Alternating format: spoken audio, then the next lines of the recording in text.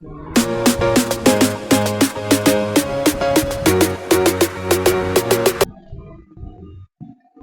Nucleic acids are important group of biomolecules which are responsible for storage and transmission of hereditary information like proteins and polysaccharides. Nucleic acids are also polymeric compounds.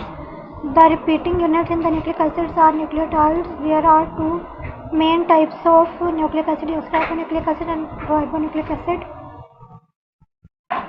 Pentose sugar, DNA, RNA.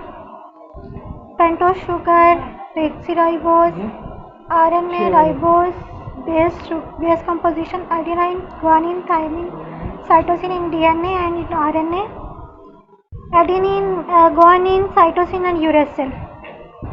Number of strands: double-stranded forms are double helix DNA and single-stranded is RNA. A lens is an item which is used